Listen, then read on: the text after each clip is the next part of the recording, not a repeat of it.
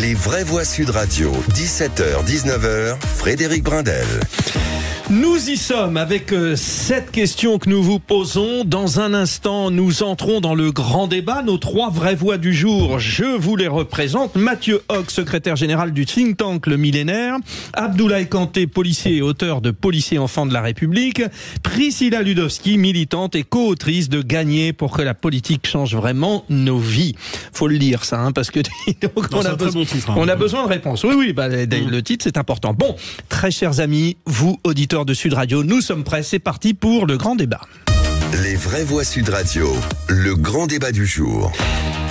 La Grande-Bretagne s'est embrasée à la suite de messages mensongers sur les réseaux sociaux. Thierry Breton, le commissaire européen chargé du marché intérieur et du numérique, rappelle à l'ordre le réseau social X suite à la diffusion d'un entretien entre son propriétaire Elon Musk et le candidat républicain Donald Trump.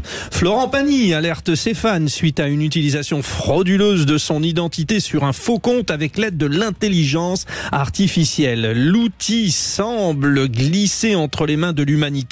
Nous vous posons la question justement sur le compte X de Sud Radio.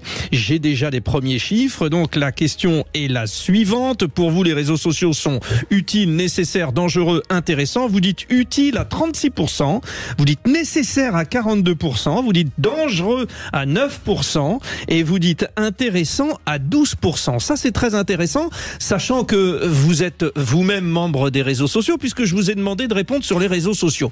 Donc forcément, évidemment, pour les détracteurs, hormis peut-être les masochistes, forcément, c'était difficile de répondre. Alors, pour nous éclairer, Michael Stora, cofondateur de l'Observatoire des mondes numériques en sciences humaines et spécialiste des addictions du numérique, auteur du livre Réseaux sociaux, la face cachée des algorithmes. Bonsoir, Michael Stora.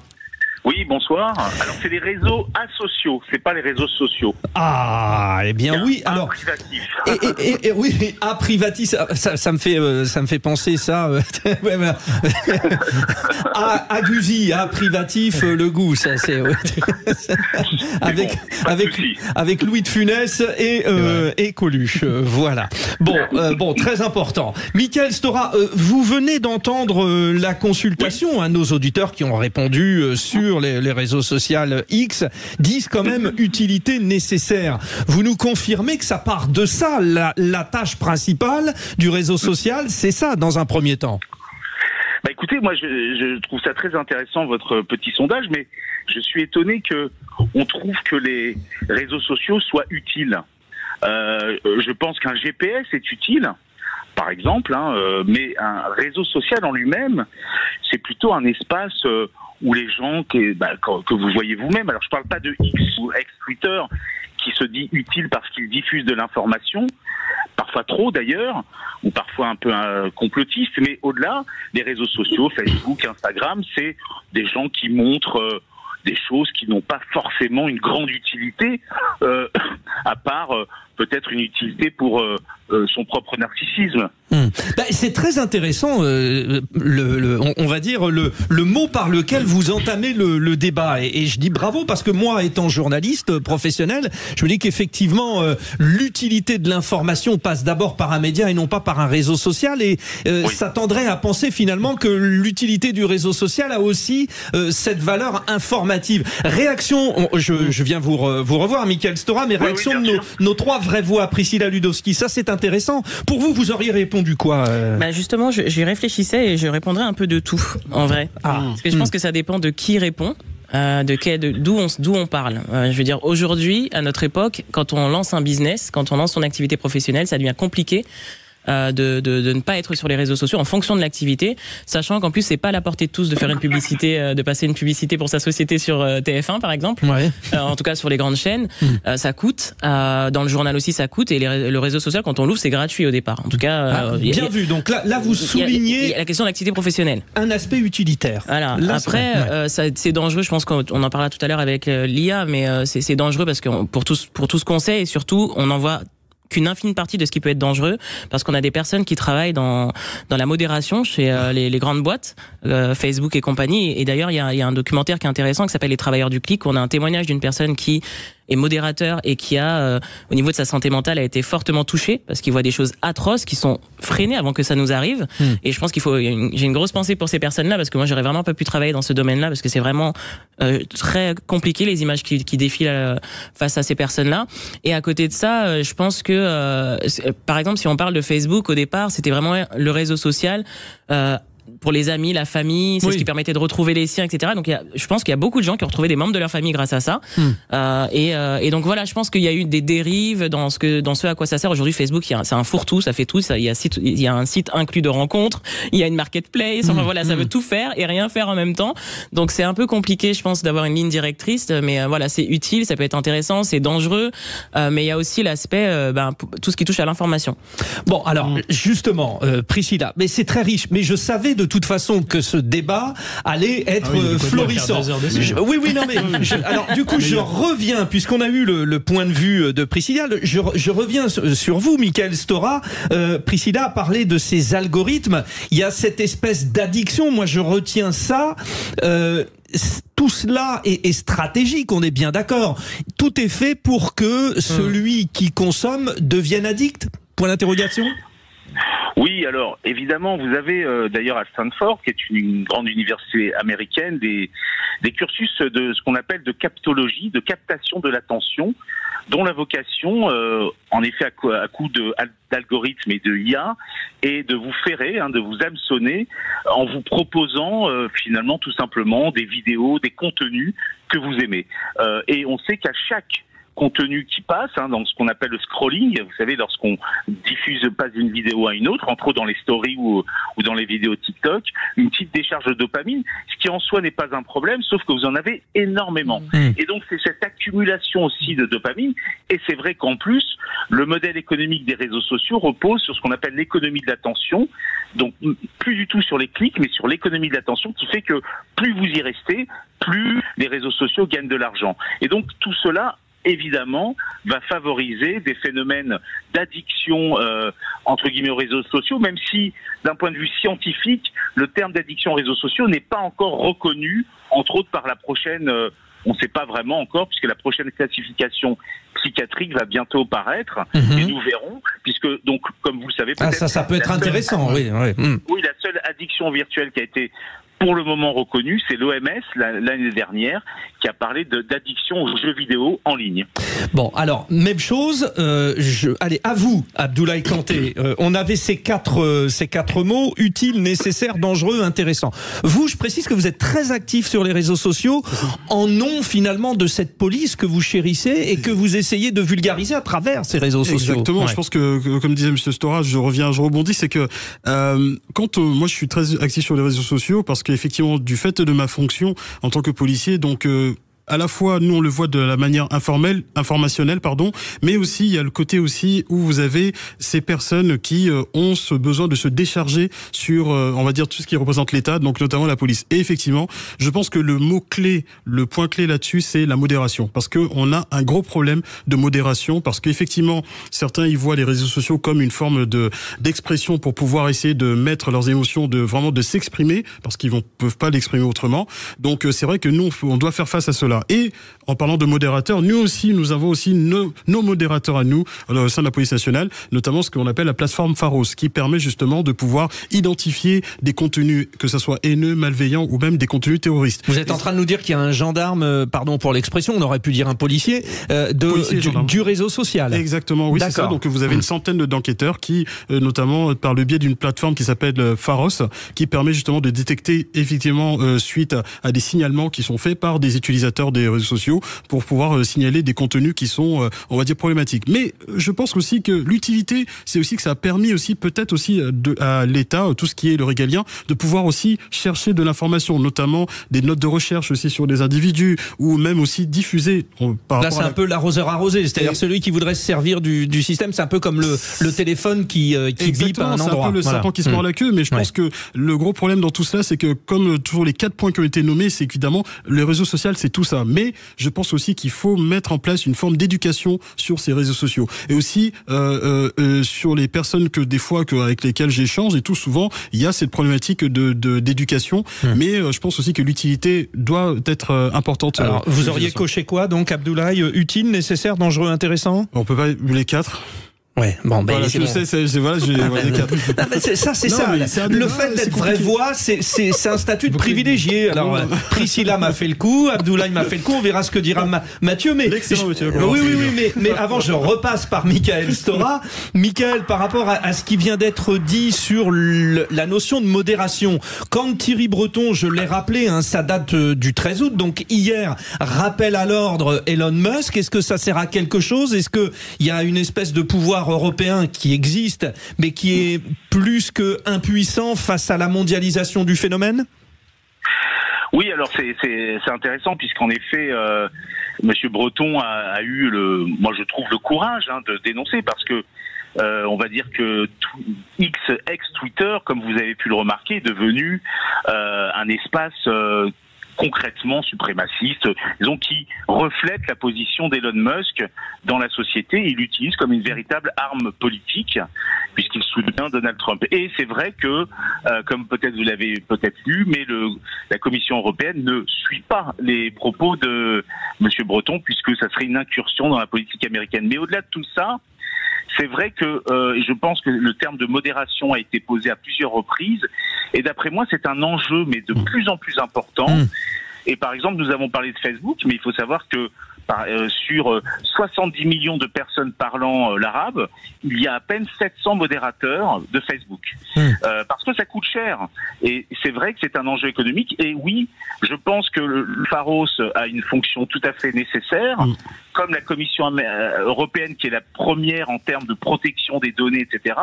Mais c'est vrai qu'on aurait tendance, je pense, à peut-être ne pas mettre en garde suffisamment les grandes plateformes, puisque par exemple la dernière commission sur les écrans n'a pas eu le courage, je trouve, peut-être d'aller un peu à l'encontre de la puissance parfois assez toxique, je pense, de certains réseaux sociaux. Instagram, TikTok, etc., quoi. Oui, je pense qu'évidemment. Alors bon, moi, travaillant plutôt sur la santé mentale des jeunes, il y a eu des grandes études. Vous avez eu Frances Haugen, une grande lanceuse d'alerte, qui a montré, qui est une ancienne patronne de Facebook et d'Instagram, l'effet totalement toxique sur la santé mentale des jeunes. On a de plus en plus d'éléments, et pourtant, concrètement, ils gagnent énormément d'argent. Ils ne veulent pas se remettre en question. Je pense qu'il faudrait... réaction 0826 300 300. On va commencer évidemment par notre auditeur fil rouge, Christophe de Marseille. Christophe, impression, vous, sur appelons-le comme ça, un phénomène réseau social, vous êtes plutôt adepte ou pas?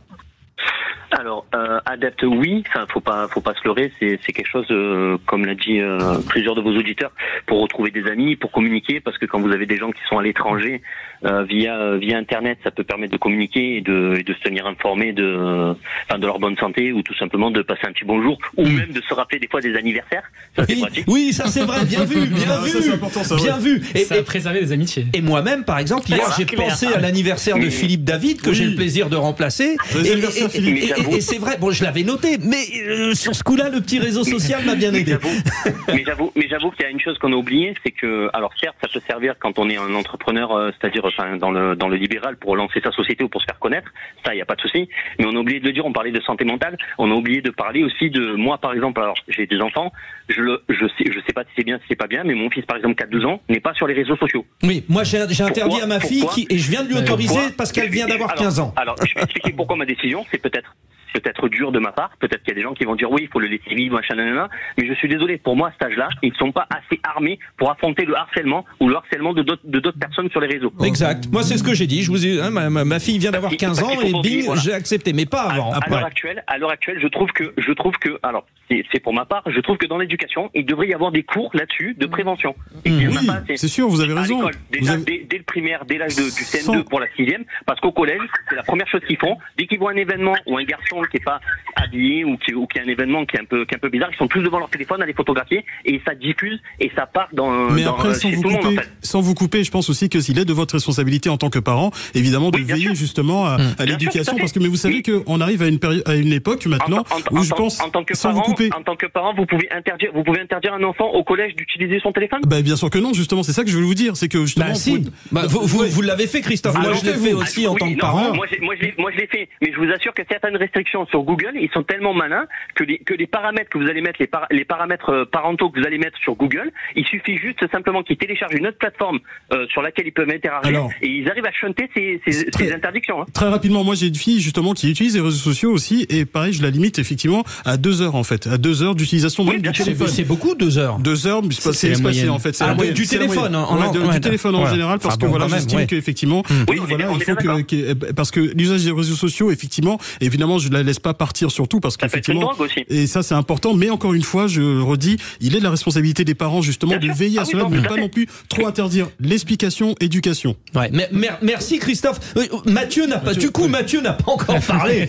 Je le savais que ça allait être hyper intéressant. Mathieu, vous dites quoi? Vous ne dites pas les 4 à la fois, vous choisissez quoi? J'aurais eu tendance à dire cela, mais si j'avais à mouiller, je dirais plutôt utile. Moi, je pense vraiment, vous êtes dans utile. Utile, oui. Je suis pas quelqu'un qui utilise énormément les réseaux sociaux à titre personnel, mais je pense que c'est utile pour la société parce que, comme vous l'avez dit, que ce soit d'un point de vue familial, personnel, ça permet justement d'être plus connecté avec les personnes que l'on aime. Faut quand même se rappeler que avant les réseaux sociaux, la période, on va dire, où il y avait une période où on était sous les opérateurs téléphoniques, quand même, ça coûtait énormément d'argent aux Français de pouvoir interagir avec les gens. Les heures d'appel étaient décomptées. Pareil pour les SMS, etc. On s'en souvient. Enfin, moi, j'étais jeune, mais je m'en souviens.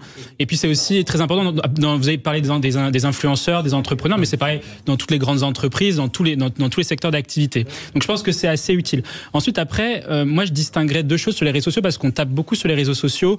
Je pense que la clé n'est pas forcément les réseaux sociaux, mais plutôt les comportements humains. Parce qu'en fait, tout ce que l'on décrit. Oui, mais justement, s'il y a modération, ce que disait Abdoulaye Kanté. J'abonde sur ce que disait Abdoulaye Kanté. Tout ce que l'on décrit aujourd'hui comme problématique sur les réseaux sociaux, ce sont liés au comportement des gens. Quand on dit les réseaux sociaux sont le reflet du narcissisme de la société, le narcissisme, le consumérisme, l'individualisme dans les sociétés occidentales ne datent pas des réseaux sociaux, ils datent d'il y a bien plus. Il y a plusieurs décennies. Louis Dumont écrivait déjà l'essai sur les individualistes dans les années 90. Donc c'est quelque chose qui existe depuis longtemps. Pareil, on parlait du harcèlement pour les jeunes. Le cyberharcèlement, ce n'est que le prolongement du harcèlement à l'école. Et le harcèlement à l'école, il ne date pas d'il y a quelques années. Il est endémique, structurel dans la société et à l'école depuis des décennies. Donc pour moi, la question se pose plutôt sur les comportements humains. Et donc effectivement, modérer le réseau social, l'utilisation, c'est très important. Mais il faut surtout régler les comportements humains. À ce stade, j'ajouterais aussi un point quand même qui est très intéressant sur les écrans. Là, en moyenne, un jeune de moins de 15 ans passe plus de 2 heures par jour sur les réseaux sociaux. Oui, c'est ce que disait Abdoulaye. Sur les réseaux sociaux uniquement, alors qu'il ne passe que 19 minutes à lire. Donc ça pose quand même le problème aujourd'hui sur un problème éducatif. Je veux bien rajouter une chose, c'est les recours. Bien sûr, Priscilla. Sont les recours, en fait, je trouve, moi j'ai beaucoup subi d'harcèlement et de cyberharcèlement pendant les Gilets jaunes, et en fait c'était assez criant de se dire qu'on n'a pas de voie de recours, c'est-à-dire qu'on a une antenne vague à Paris de Facebook, mais en fait quand on y va, il y a personne qui peut vraiment vous recevoir. Quand ils viennent vous voir, en fait, ils vous brassent un peu du vent et on peut pas vraiment avoir de recours. C'est pour cela qu'il faut passer par la plateforme Pharos qui. C'est ce que beaucoup ont fait, mais ça aboutit pas tellement non plus. C'est difficile. Enfin, c'est difficile pour plein de raisons que vous connaissez certainement au sein de la police, mais en fait, c'est vraiment compliqué parce qu'il y a une vraie barrière entre les personnes qui utilisent les réseaux sociaux et donc le personnel même d'Instagram, de Facebook, de TikTok, etc. On peut vous plomber votre compte sans aucun argument. Parce que voilà, vous avez des raids numériques, ce qu'on appelle des raids numériques, donc des vagues de harcèlement et de signalement, et donc on n'a pas de voie de recours, c'est hyper compliqué. Bon, et pour conclure, alors qu'est-ce que c'est passé vite? Je savais que ça serait passionnant. Mickaël Stora, je le rappelle, un cofondateur de l'Observatoire des mondes numériques, et puis le livre, Réseaux asociaux, la face cachée des algorithmes, c'est comme dans la loue la cuisse, A privatif, voilà. Juste un mot, et pour conclure sur notre petite consultation, 43%, la majorité disent nécessaire. En un mot, pourquoi diriez-vous qu'ils ont dit nécessaire, une partie de nos auditeurs? Écoutez, c'est vrai que c'est compliqué, on a envie d'en savoir un peu plus, pourquoi est-ce qu'ils ont évoqué nécessaire. Nécessaire pourrait faire penser à un besoin qui serait, alors en effet, l'idée de socialiser, de communiquer. Et pour rejoindre ce qu'a dit un de vos experts sur la question de se dire que le narcissisme est une réalité qui existe bien avant les réseaux sociaux, je suis complètement d'accord, disons, cette narcissisation de notre société. Néanmoins, quand on rentre dans le détail, on voit des outils qui ont été inventés par les réseaux sociaux, dont le like. Bon. Le like est Il y une a beaucoup de invention débats très là-dessus. compliquée, Alors. et peut-être c'est de ça dont on a besoin, et peut-être Merci. ça devient nécessaire de nourrir un petit peu, pour certains, ce manque de reconnaissance. Merci beaucoup, Merci à vous. Mickaël Stora. C'était Merci à vous. passionnant. Dans un instant, nous revenons. Nous allons jouer ensemble et nous détendre, mais pas via Internet. Sud Radio. Sud Radio. Parlons vrai. Parlons vrai. Sud Radio. Parlons vrai.